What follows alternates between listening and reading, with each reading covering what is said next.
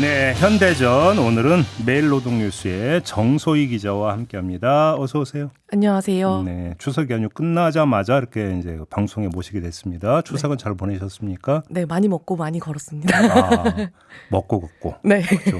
소화시키는데 걷는 게 최고죠. 네. 알겠습니다. 오늘 전해주실 현장은 어딘가요? 네, 오늘 매일노동뉴스에서 보여드릴 현장은 그 가스 검침, 수도 검침을 하는 검침 노동자들의 오. 노동 현장입니다. 네, 검침이라 하면 이제 가스 사용량이나 수도 사용량을 좀 확인하는 검침, 네. 그 계량기, 네. 네, 계량기를 계량. 확인하는 업무를 검침이라고 하는데요. 네. 이분들 검침 업무뿐만 아니라 뭐 고지서를 송달한다든지 현장에서 민원을 접수한다든지 좀 다양한 역할을 좀 맡고 있는데 좀 집집마다 방문해서 일을 한다는 점에서 방문 노동자라고 또 불리기도 하죠. 그렇게도 부르네. 네, 방문 노동자라고. 그러니까 저는 아파트에 사는데 아파트 같은 경우는 가스 계량기가 보통 안에 있거든요. 네, 그렇죠. 그래서 네. 이제 그러니까 저도 그런 게 솔직히 있는데 네. 없어가지고 검침을 못해가지고 몇 번을 찾아오고 네. 그래도 안 되면 문자 보내고 이런 경우가 많죠. 네, 맞습니다. 네, 저도 문자 받은 적이 있습니다. 네. 아무튼 근데 이게 관련해서 지금 법원 판결이 나온 게 있다면서요? 네, 최근에 행정법원이 울산의 도시가스 검침 노동자들이 노조법상 노동자라고 판결한 사례인데요.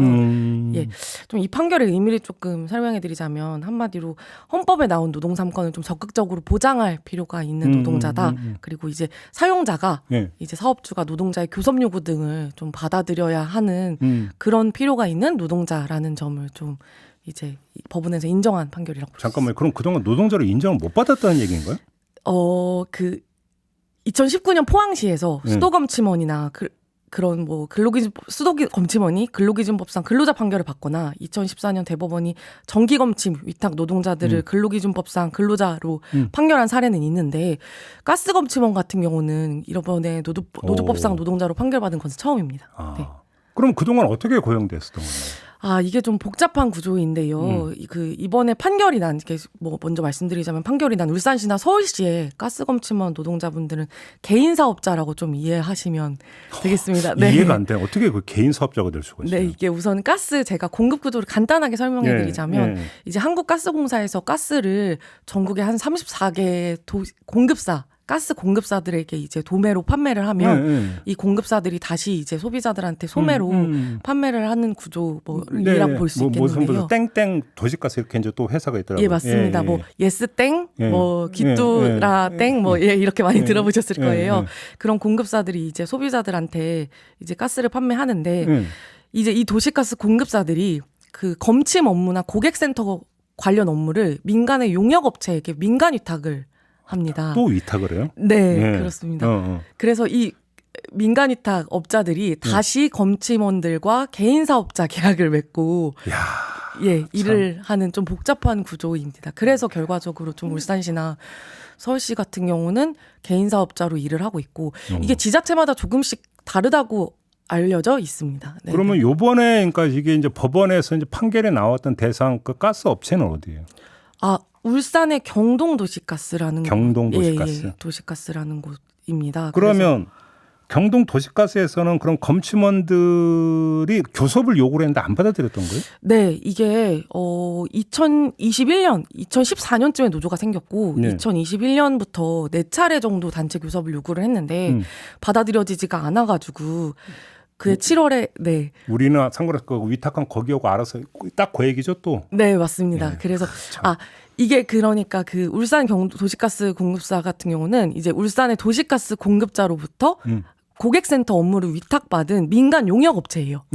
근데 왜 안 받은 것이냐면 한마디로 이 업체들은 검침 노동자들이 개인 사업자이기 때문에 우리는 교섭을 거부한 거라고 좀 그런 논리로 좀 교섭을 거부했다고 볼 수 있어요. 자, 그러면 법원은 그럼에도 불구하고 노동자로 인정을 해야 된다는 판결을 내린 거잖아요. 네, 맞습니다. 판결의 근거가 어떻게 되는 거예요? 뭐 울산지방노동위원회나 중앙노동위원회뿐만 아니라 이번에 행정법원도 좀 그런 결론을 내렸는데요. 그러니까 법원은 한마디로 좀 검침 업무가 도시가스 사업에 매우 필수적인 업무이기 때문에 그렇죠. 사용자의 관리 감독 범위 안에 있다고 봤고 이분들이 사실 이제 개인 사업자나 우리가 프리랜서라고 하면 뭐 이제 계약하는 상대방과 업무 내용이나 이런 것들 뭐 보수나 이런 수준들을 조율할 수 있는 좀 그런 권한이 있어야 되는데 사실상 그런 권한이 이래 고객센터 관리하는 그런 민간 용역업체에 전부 있다고 봤고 이분들이 뭐 업무 지침이나 그다음에 뭐 작업복을 입어야 한다든지 명찰을 폐용해야 된다든지 하는 굉장한 업무 규율 등을 좀 지켜야 되는 그런 좀 엄격한 네, 그런 노동 조건 안에 있다고 봤기 때문에 예, 이분들이 사실상 개연 사업자가 아니라 노조법상 노동자 그러니까 적극적으로 좀 교섭을 해야 된다라고 좀 인정을 한 것이라고 볼 수 있습니다. 그럼 이제 노조를 만들어서 단체 교섭을 요구하고 할 수 있는 이제 권리가 보장받았다. 네. 이렇게 이해를 해도 되는 겁니다. 예, 정확합니다. 네. 근데 그렇다고 해서 이게 그러면 울산을 벗어나서 전국에 있는 모든 가스 검침원에게 공이 적용되는 판결은 또 아니잖아요. 예, 맞습니다. 이게 뭐 유의미한 판결이라고 볼 수는 있겠습니다만 좀 지방자치단체의 경우 그러니까. 좀, 네, 좀 이게 사정이 각자 다르다 보니까 좀 그때그때마다 그러니까. 네, 예. 그렇게 네. 그게 항상 뭐 이게 좀 한번 딱 하면 그냥 쫙 일괄 적용되면 좋은데 그게 안 되더라고요. 네, 좀 개별적인 판단들을 좀 구해야 되는 그렇죠. 네, 그런 상황입니다. 근데 아무튼 이렇게 이제 그 전형적인 판결이 나온 건 환영할 만한 일이고 네. 가스 검침원들 말고 또 수도 검침원들 있잖아요. 네. 이들은 어떻게 돼 있어요? 수도검침원의 경우도 좀 지자체마다 약간 다른데요. 그 아까 제가 설명드렸다시피 2019년에 포항시 같은 경우는 법원에서 근기법상 근로기준법상 근로자로 좀 인정된 사례가 나오면서 네. 청주시나 서울시 같은 경우에서는 지자체 공무직, 그러니까 지자체 아. 공기업 소속의 지체 공무직이거나 소속으로? 예, 잘 지자체 됐네요, 오히려. 직접 네 공무직이거나 뭐 무기계약직으로 좀 전환된 사례가 좀 있습니다. 예. 서울시 같은 경우는 서울시 공기업인 아마 들어보셨을 거예요. 서울시설공단 예, 소속의 상수도직이라는 이름의 그 무기계약직 검침원입니다. 공무직으로. 네, 맞습니다. 오, 예. 네. 근데 또 아닌 그럼 지자체도 있는 거고. 예, 그렇다고 알려져 있습니다. 이게 좀 지자체마다 조금씩 마찬가지로 상황이 달라서 예. 좀 이거 제가 일괄 정리가 되면 얼마나 좋을까 싶은데 아무튼 그러면 가스 검침원이 있었고 수도 검침원이 있었고 또 전기 검침원도 있네. 네, 전기 검침원 어떻게 돼 있어요? 전기 검침원은 다행히 조금 간단한데요. 네. 이분들 원래 민간업체 소속이었다가 그 2019년, 2020년에 한 5,200명 정도가 한전 자회사인 한전 MCS라는 그 소속으로 모두 정규직 전환된. 전국 다? 네, 이게 왜 당시에 문재인 정부가 공공부문 비정규직 정규직 전환, 네, 그 정책을 펴면서 당시에 이제 공기업 소속 그러니까 소속은 아니지만 민간 위탁이었던 이분들이 모두 정규직 전환된 사례라고 볼 수 있습니다. 그럼 이제 세 부류의 검침원 중에서 전기 검침원이 그나마 좀 안정성이 있어서는 가장 낫다. 네, 맞습니다. 이렇게. 그리고 일부 수도 검침원분들이 이제 공무직이기 때문에 그분들만 네, 조금 처우가 좋은 편이라고 할 수 있죠. 그래. 알겠습니다. 이제 이건 법적 지위의 문제고 예. 이제 그 근로 환경을 좀 따져봐야 될 것 같은데 네. 검침이라는 업무의 특성상 가가호 방문을 해야 되잖아요. 예. 여기서 일단 여러 가지 문제가 발생할 수 있을 건데 첫째, 그러면 이제 몇 가구나 담당해도 이렇게 할당량이 부여가 되는 겁니까 검침원들에게? 네, 맞습니다. 뭐 그 수도 검침원분들은 수전이라고도 하죠. 그 도시가스 검침원분들 제가 뭐 사례를 들어보면 제가 인터뷰를 해보니까 이분들 하루에 12,6,000보 2만 보씩 걷고 하루 100세대에서 200세대 정도를 방문. 하루에 200세대를 방문한다고요? 네, 그게 와. 평균적인 수준이라고 보시면 되고. 근데 그게 아파트 단지면 그나마 괜찮을 텐데 네, 단독 주택은 이런 데서 200가구를 어떻게 하루에 돌아요? 네, 그러니까 하루에 2만 보씩 걷는 일이. 어, 그래서 뭐 여름이나 이럴 때는 폭염 때문에 열사병으로 쓰러지는 일도 되게 잦다고 하고요. 그렇죠. 네, 이분들이 한 사람당 관리하는 수준이 좀 뭐 도시가스 공급사마다 차이는 좀 큽니다만 3,600세대에서 5,000세대까지 관리를 이분들이 하게 1인당? 돼요. 네, 그러니까 하루에 100세대 뭐 이게 반기마다 안전 점검을 나가게 되고 뭐 매달 고지서를 송달하고 이런 일이 있다 보니까 하루에 방문하는 세대들은 한 200세대 정도가 되는 것이 그러니까 1인당 3천 몇 세대를 할당을 받으면 그러면 나누기 30을 해서 하더라도 하루에 100세대가 되는데 네. 이게 매일 고르게 나눠서 방문할 수가 없잖아요. 네, 맞습니다. 이게 검침일이 있더라고요. 네. 저희 집 5일인가 이렇게 되던데 네, 가스 네. 검침 같은 네. 경우는 그러면 그때 이후는 며칠 상관으로만 방문을 해야 되잖아요. 네, 맞습니다. 그러면 엄청나게 걸어야 된다는 얘기가 되죠. 네, 뭐 하루에 뭐 예를 들어서 부재중일 경우에는 아까 말씀해주셨다시피 하루에 10번 하루에 10번이 아니라 이제 다시 10번 뭐 20번까지 방문을 하기도 하고 네. 이분들이 안전점검이나 검침 업무뿐만 아니라 송달 업무 같은 것들도 하기 때문에 여러 번 그러니까 한 세대를 방문하게 되잖아요. 그렇죠. 그렇기 때문에 굉장히 많이 노동 강도가 높은 일이라고 좀 볼 수 그래서 있어요. 저 같은 경우는 착해서 문자로 이렇게 숫자 좀 보내달라고 저는 보내드려요. 네, 네. 근데 그러니까 저같이 착한 사람 말고 안 그런 사람 안 보내면 또 방문해야 되는 거잖아요. 네, 하대하는 경우 그다음에 이제 좀 아무래도 뭐 경계심이 좀 당연히 있을 수밖에 없죠. 그래서 이제 좀 뭐 문을 이만큼 열어서 이제 확인한다든지 좀 그런 거부하는 그렇죠. 행태들, 네 그런 것들 때문에 좀 상처를 많이 받으신다고 하시더라고요. 근데 거부를 넘어서 검침원 중에 여성이 많죠. 예, 대부분 중장년 여성들입니다. 그러면 검침원분들. 근데 혼자 네. 어떤 가구를 방문하면 거기서 여러 가지 일이 발생할 수가 있는 거잖아요. 뭐 성희롱이라든지 뭐 여러 이런 일도 발생할 수 있는 거 아닌가요? 네, 슬프지만 그 검침원분들 되게 자주 있는 일이라고 얘기를 이게 하시는데요. 자주 있대요? 네. 그 2019년 5월에도 한번 좀 사회적으로 논란이 됐었던 일이 있었는데 네. 그 여성 가스검침을 하던 여성 노동자가 이제 원룸에 사는 남성을 혼자 방문했다가 이제 그 남성이 감금을 하고 좀 추행을 해서 그런 일이 있었어요? 예, 이분이 좀 극단적인 시도까지 하는 일이 있었습니다. 트라우마를 좀 견디지 못해. 예. 근데 이제 이분들 얘기를 제가 이제 어제도 이제 뭐 노조 관계자분들이나 이런 분들 통화해 보면 예. 뭐 속옷바람으로 이제 검침원분들을 만난 일은 예사한 일이고 예, 뭐 야한 동영상 같은 것들을 계속 튼다든지 오거나 말거나. 네. 예. 그다음에 뭐 이분들을 뭐 흘끔흘끔 쳐다보는 것들은 뭐 그런 것들은 이제 이분들 충분히 감수하는 일이라고 말할 정도로 네, 좀 이분들 좀 좋지 않은 환경에서 일을 하고 있는. 이야, 진짜 현실. 별별 일이 다 있군요. 네. 그렇다고 2인 1조로 가자라는 얘기는 되게 비현실적이죠. 예, 뭐 노조 같은 경우는 그런 것들이 대안이 될 수 있다고 조금 얘기를 하지만 현재도 많은 업무량 때문에 좀 인력 충원 요구 같은 것들 하고 있는데 좀 받아들여지지는 않고 있는 현실입니다. 그렇죠. 뭐 문제생기면 제일 먼저 인건비부터 줄이는 게 지금 건데 뭐 2인 1조로 2배로 그러면 인원을 늘려달라고 하면 사측에서 받아들이겠어요 이게? 네, 근데 맞습니다. 뭔가 좀 이게 보완책은 좀 필요한 거 아니겠어요? 네, 뭐 쉽지 않은 아까 말씀드렸다시피 뭐 2인 그 대책이라는 것들이 좀 우선 민원인분들의 인식 개선이나 이런 것들도 물론 굉장히 많이 필요한 일인 것 같고요. 아니 그러니까 이런 뭐 별 이상한 이런 어떤 그 사람들에 대해서 뭔가 좀 이렇게 대처할 수 있는 이런 게 좀 있어야 되는 거 아닌가요? 뭐 이분들 말로는 계속 같은 가구를 방문해야 하기 때문에 네. 사실상 그런 분들과 이제 적극적으로 이제 뭐 불만이나 좀 갈등이 발생하면 예. 또 불편해지는 경우 같은 것도 생기기 때문에 예. 그냥 꼭 참고 인내하거나 이 일을 계속 해야 되기 때문에 실적 압박 같은 것들도 좀 받기 때문에요. 일을 계속 해내야 되기 때문에 좀 참는 경우가 좀 부지기수라는 얘기들을 하시더라고요. 대책은 없어요 그러면? 노조에서 이야기하는 대책은 뭐예요? 아까 말씀드렸다시피 좀 2인 1조 정도가 왜냐하면 노조에서도 이제 이분들 현실적으로 검침을 나가야 되기 때문에 그렇죠. 뭐 원격 검침이나 사실 디지털 검침 같은 것들을 얘기하자면 이분들이 대체가 될 수 있잖아요. 네. 예, 구조조정이 될 수 있는 가능성이 있기 때문에 그런 것들이 조금 쉽지 않고 그나마 좀 얘기하는 것들이 이제 안전지원반이라고 해서 이제 좀 뭐 관리자들과 함께 좀 위험 지역 같은 경우는 관리자들과 함께 검침을 나간다든지 하는 정도. 그다음에 이제 상습 민원이나 이런 사람들 갈 때는 네.